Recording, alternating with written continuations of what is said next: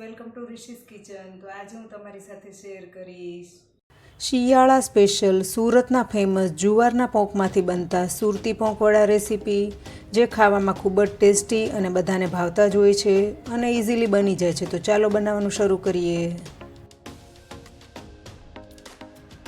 સુરતી પોંકવડા બનાવવા માટે મેં અહીંયા 1 કપ જુવારનો ફ્રેશ પોંક લીધો છે। મિક્સર જારના સૌથી નાના જારમાં લઈ પલ્સ મોડ પર અધકચરો પીસી લઈએ।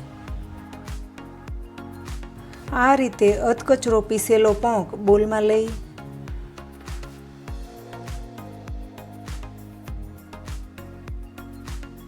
સાથે 1 કપ વાટી દાળના કોરા સુરતી ખમણનો ભૂકો, જેનો વિડીયો પહેલેથી જ ચેનલ પર અપલોડ કરેલો છે, લિંક ડિસ્ક્રિપ્શન બોક્સમાં આપી છે, તમે ચેક કરી શકો છો।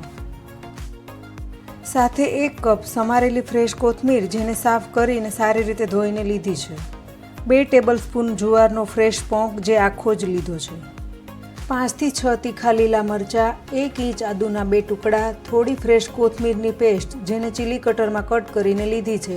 જો તમારે લીલું લસણ અને કાંદા લેવા હોય તો ઝીણા કટ કરીને લઈ શકો છો।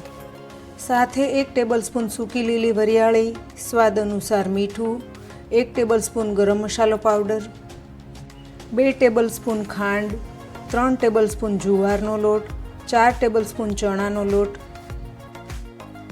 સાથે 2 ટેબલસ્પૂન શીંગ તેલ। બધી જ સામગ્રી સારી રીતે મિક્સ કરીએ।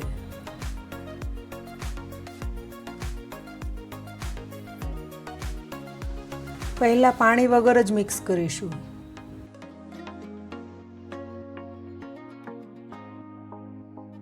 જો લાસ્ટમાં જરૂર પડે તો 1 ટેબલસ્પૂન જેટલું પાણી એડ કરીશું। બધું સારી રીતે મિક્સ થઈ ગયું છે। મારે અહીં પાણીની જરૂર નથી પડી। હાથની મદદથી આ રીતે નાની સાઈઝના વડા તૈયાર કરી લઈશું। આ રીતે મેં બધા વડા તૈયાર કરી લીધા છે।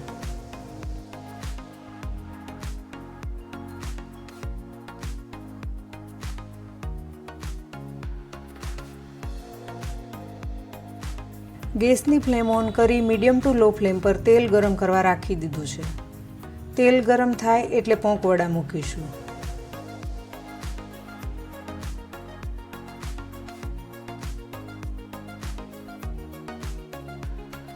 અડધી મિનિટ પછી વડાની સાઈડ ચેન્જ કરી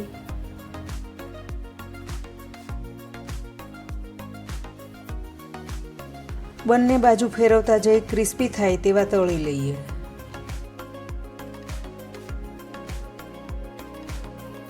એક થી 1.5 મિનિટમાં પોંક વડા તળાઈ ગયા છે। પ્લેટમાં લઈએ।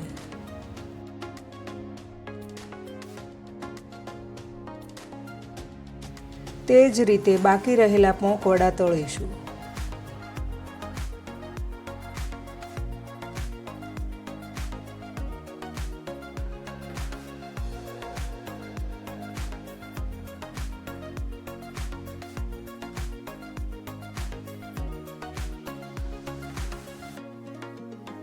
ગરમા ગરમ પોંકવડા સર્વિંગ માટે તૈયાર છે। રિશીઝ કિચન સ્ટાઇલથી સર્વ કરીએ।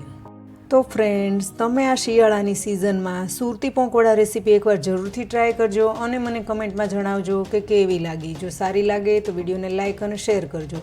રિશીઝ કિચન ચેનલને સબસ્ક્રાઈબ કરજો અને આવી જ નવી રેસીપી જોવા સાઇડ પર આપેલ બેલ આઇકન પ્રેસ કરજો, જેથી આવનાર નવી રેસીપીના નોટિફિકેશન તરત મળે। ફરી મળીશું એક નવી રેસીપી સાથે। Thank you for watching.